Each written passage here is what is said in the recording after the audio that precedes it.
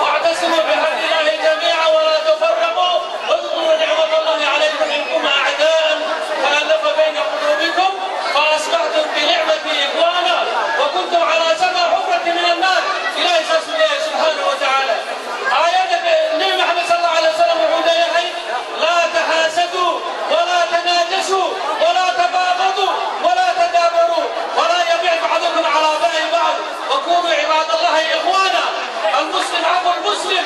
لا يظلمه ولا يحقره ولا يظلمه. التقوى ها هنا ويشير إلى صدره 3 مرات بحسب امرئ من الشر أن يحقر أخاه المسلم. كل المسلم على المسلم حرام دمه وماله وعرضه والمسلم حرام لا يهدي جيزه والمسلم تبعينها وراء كانوا ويان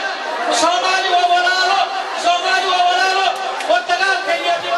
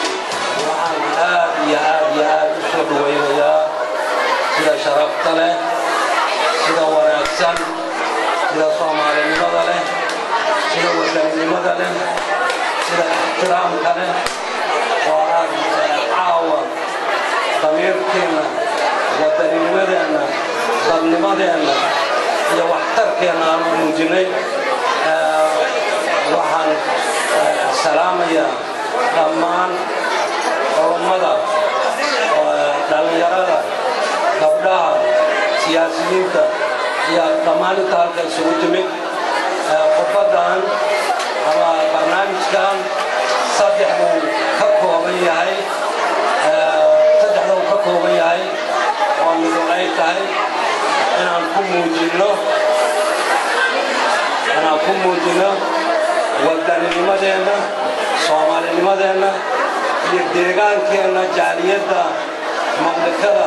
sacuudi carabiya gaar ahaan jidda khaasatan xaafadan ama qaybtan bawaadi marka mid waaye qabanqaabiyayaasha iyo isku dubaridka iyo damiirka wanaagsan ragga muujiyey oo la yidhaahdo kooxdiga isboortiga SYL 16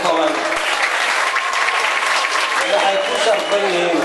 sida ay caawa bandhigga iyo wadaninimada ay u sameeyeen haddii aan u fiirno ujeeddadii kale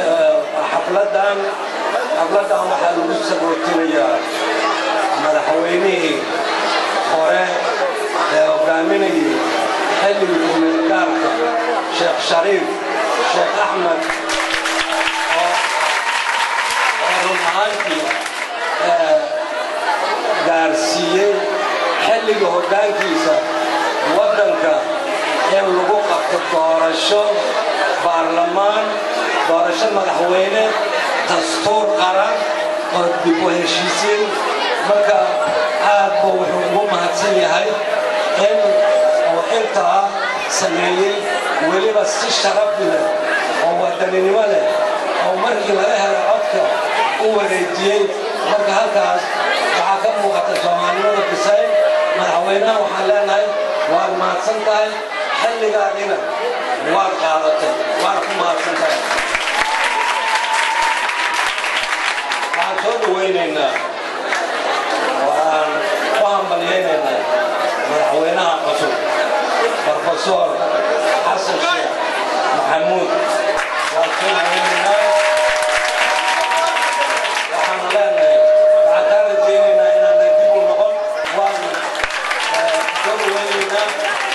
waxaan soo dhawaynaynaa qarannimada Soomaaliya qarannimadu ma aha madaxweynaha qarannimadu waa dastuurka qarannimadu waa shacabka qarannimadu waa baarlamaanka qarannimadu waa midaysnaanta marka waxaan soo dhawaynaynaa waan maaragtay caawa halkaan uga xafladaynaynaa xukuumadda la dhisi doono madaxweynaha baarlamaanka iyo qarannimada Soomaaliya ay ku meelgaarka ka baxday oo ugu gudubtay qarannimo Soomaaliyeed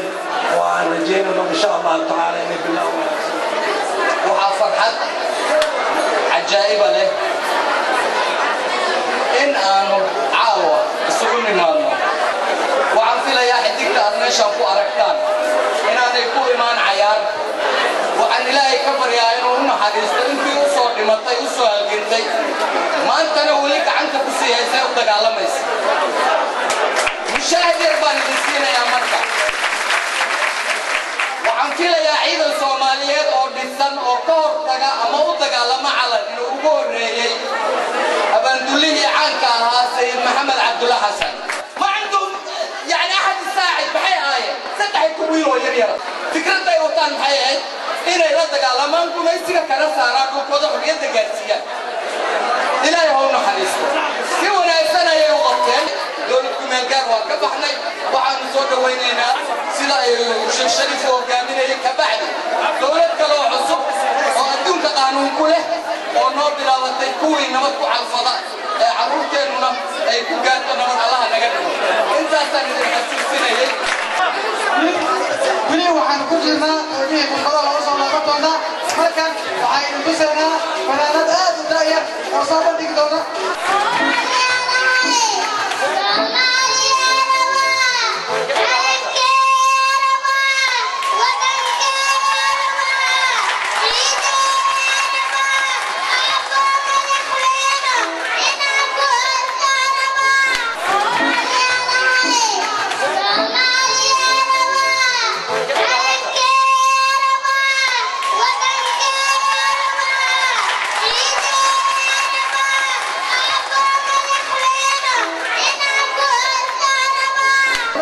بروفيسور عبد عثمان عمر halkan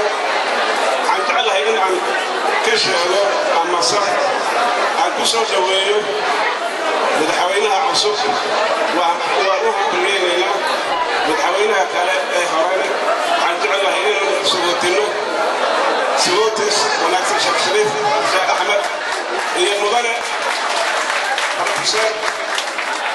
حسن الشيخ محمود واشكرنا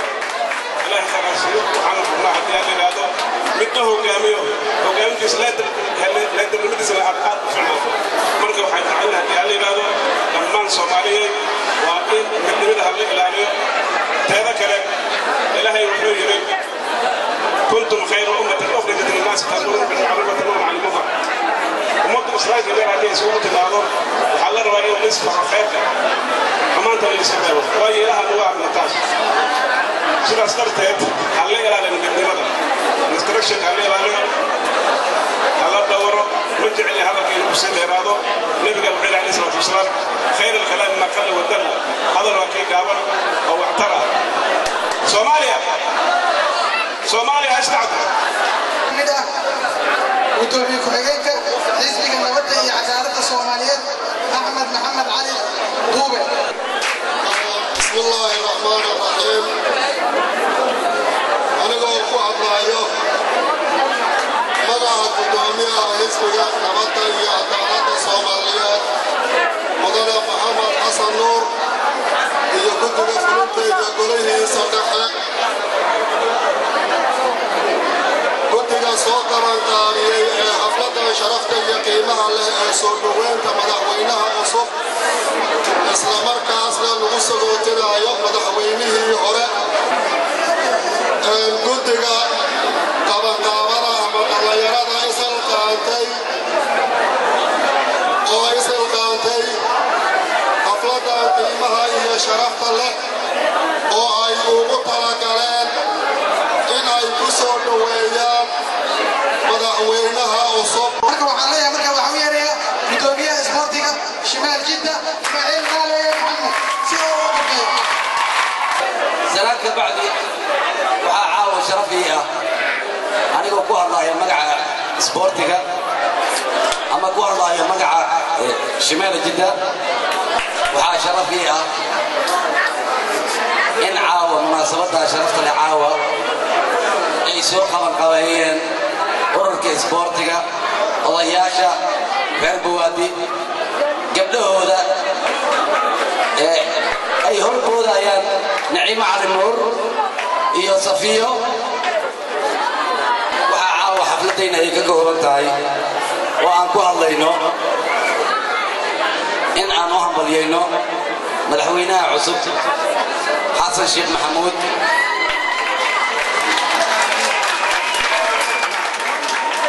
وحكى لهم بليين الشيخ شريف شيخ أحمد عيسو كارسيي عربتي عيل كان وقت على نيكي كسوة ساري كل لما تكسروا إماتة الصومالية الصوت ونطي ميلو بأي جوكتو ونطاعي سوطن كيدي Soomaali maanta waa midowday waxay kaga bixi kartaa 22 sano baaxida gaartay waxay kaga bixi kartaa waxaan 5 sano dhameyn maanta Soomaali waa helan tahay waxay u helan tahay dhulkeedii dadkeedii walaalayaal waxaan ku waalinayaa inaad gacmaha isqabsataan meel walba aad joogtaan waxba idin tirimayso reer hebel waxba idin tirimayso meel walba aad tagtaan qofka wuxuu raadiyaa wax Soomaaliya xaafadda ma deganyihiin ma yiraahdo reer hebel ma tuulo meesha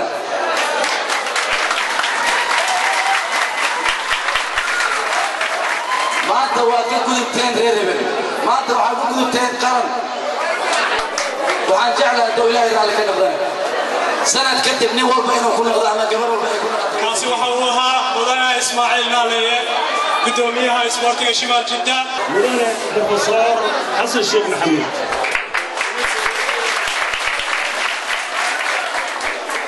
iyo ra'iisul baarlamaanka mudane Professor Maxamed Sheekh Cusmaan Jawaari waxaa kale intooda jiro sii sagootinta madaxweynaha sharafta badnaay Sheekh Shariif Sheekh Axmed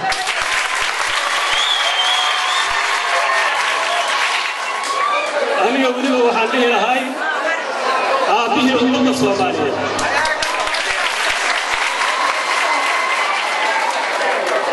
waxaan rabaa marka inaan laba xabo shirib barbaarta gaashaamada Professor Xasan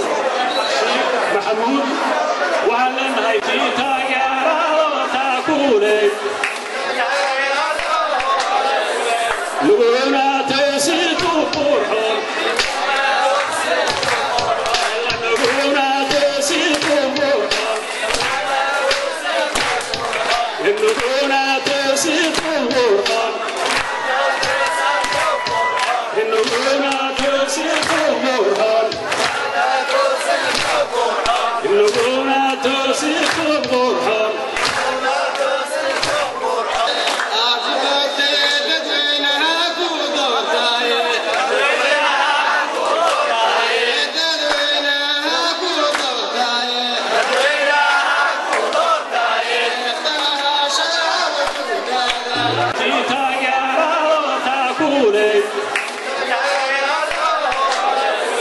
نقولنا توسيق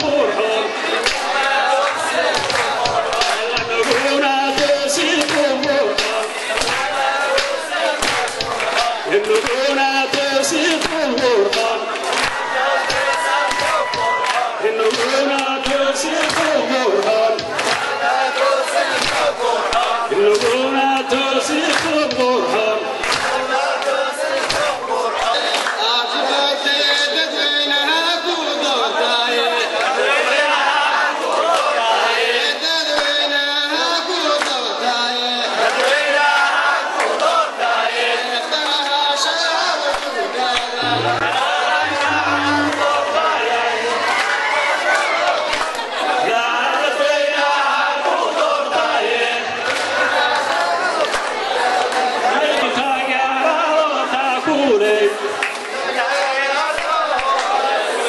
نقولنا توسيق القرآن نقولنا توسيق القرآن نقولنا توسيق القرآن نقولنا توسيق القرآن نقولنا توسيق القرآن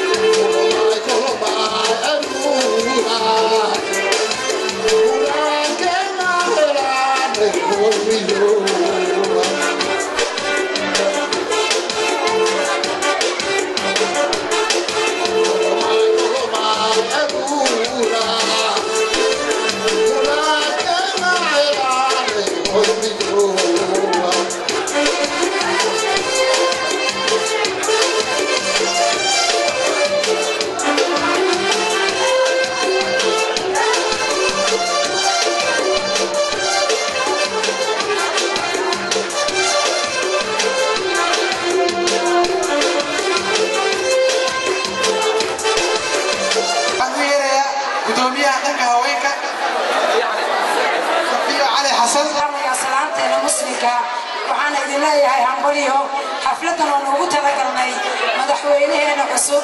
حسن الشيخ محمود يو قلعة برلمانكا محمد الشيخ عثمان جواري أمانتي وحان إذن الله يا همبليو مدنوين إيمروين هاد أياد ومعدسنتي وقتيين على السيسان هاد أيانا نقول فرحسن هاي تيدا كلا وحان رباعين هنكاهدو قيبت أورك هوينكا waxaanu rabnaa ururka haweenka in qaybtooda la siiyo korna loo qaado magacooda hogaamintooda waxaan u baahanahay waxaan in aan ku daamarba waqtiga ayaa inagu yar waxaan idin xusuusinayaa hadalkii ay tiri walaasheena Ruuma dib baa loo noqonayaa insha Allah dib ayaanu noqon doonaa waxaan idin leeyahay hambaliyo ku soo dhawaada walaalayaal dhammaantiin waa salaamantiin waxaan ugu talagalay gabaygan bulshada Soomaaliyeed iyo madaxweynaha la doortay ee federaalka Soomaaliya qoom aan qaldamin qoom meeni waligiis qiyaas uga dhaqaaqay annaga noqonaana qaran baynu aasno qabiil baynu qadno qolo u dirkiyo qaxar iyo dhibaatiyo qayrkeena raasi qaxootiina qayno qotomini qarankeena weeye قربينا قطمنا كقيلنا مقيلبا قوتي أفكاري قابك أتغنت خشوع بين جلسات قادر مع القرين قرآن وقولك إله وقطم أيانا نقلافين ميت كان كانوا حامل تلقلي مدحوينا فضل ألك يا حتى لدورتي بروفيسور حسن الشيخ محمود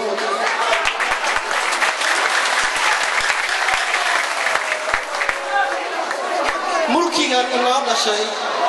موليه نسيا مهضع نسكره وضنها لدورتو ميريا قانيو مسكحة وشقيسا بيرسل النقيسي ومالين وعانو بالكوكاركي نقهري وضنها لدورتو ميريا قانيو مسكحة وشقيسا بيرسل النقيسي ما طلع ضيعا مشكلوه الرقاديي مثل ما تبعيها مرحلة لداشي وضنها لدورتو من حنبارها مدنها لدورتو بيريا قانيو مسكح له شقيسا مeel sare la geysay laakiin waxaan jecelnahay inaan idin soo hormarino oo la yiraahdo maxamed xaashi xasan السلام عليكم ورحمة الله وبركاته walaalayaal waa islaamay gabdha iyo wiilal dhalinyaro hooyooyin odayaal culumoodiin aqoonyahan soomaali oo dhan waa idin waxaalkaas ku dhalinyarada yararka wiilasha yararka gabdhaha yararka waxaan idiin sheegayaa aad ayaa hadda ugu faraxsanahay xafladan oo intaanoo soomaali oo niyadeedu furan tahay ee aaminsan caawa inay dowlad iyo dal yeesheen aaminsan bacda 22 sano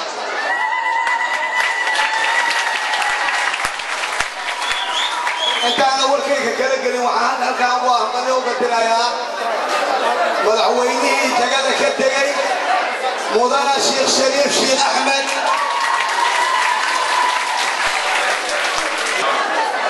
waxaa kaloo halkaan u hambaliyaynaynaa madaxweyneheena cusub iyo xukuumaddiisa ra-iisul baarlamaankii hore qabiilka wax kasta madaxda soomaaliya oo dhan waxa aad ugu mahadsannahay ama ugu faraxsanahay annagoo soomaaliya oo gabar iyo wiil iyo oday iyo wiil nuuc walba lehna caawa halkaan isla joogno madaxweyne brofesorka xasan sheekh maxamuud soo cagartama dalka soomaaliya ninkii lagu aamini karayna wuu yahay kii dhibaatada laga bixinayna waa yahay ma aha madaxweynayaasha dadka kuraasta soo doonta dalka dibaddiisa ka yimid ma aha dalka ayuu dhex joogay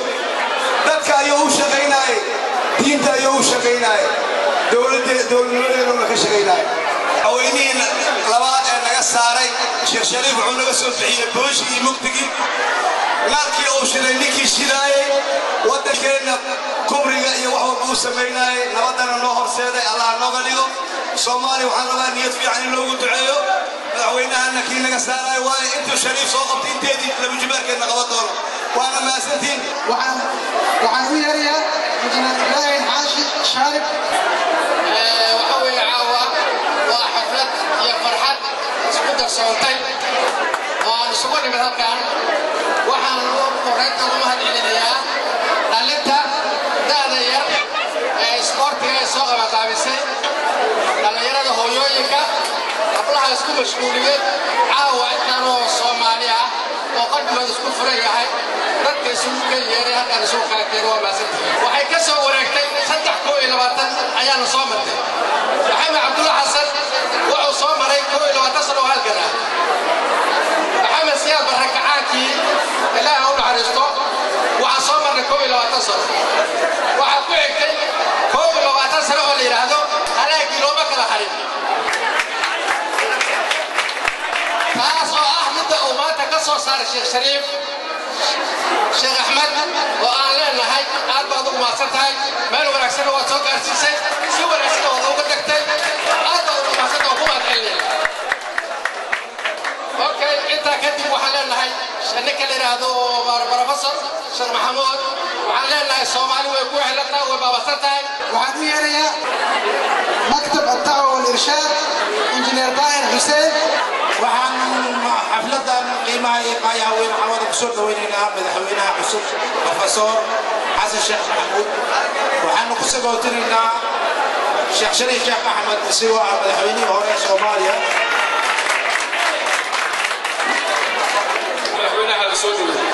madaxweynaha soo dhaweyn kaliya madaxweynaha wuxuu baahan la kala istaago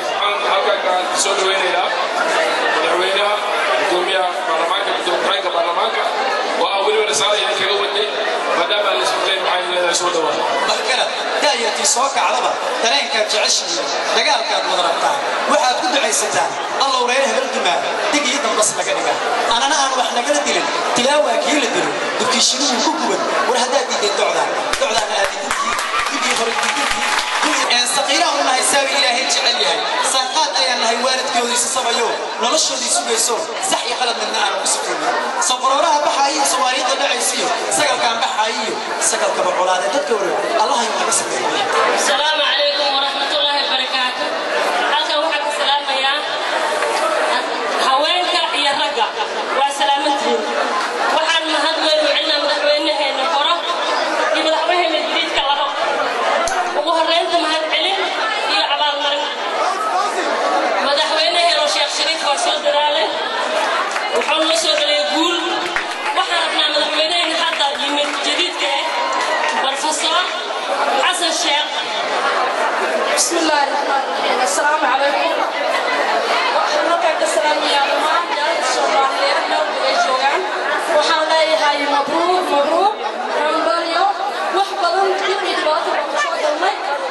الحمد لله حتى وحنا الدولة بدرا مبروك عليها وحنا كان السلام يا مدحوينينا كان حسن شيخ محمود وحنا كان السلام يا مدحوينها الهراء ما شاء الله تبارك الله عقابي يفتي بالنور شيخ شريف وحنا عليها مبروك مبروك وأنا هتصلتها عاشق الرسول خلصتي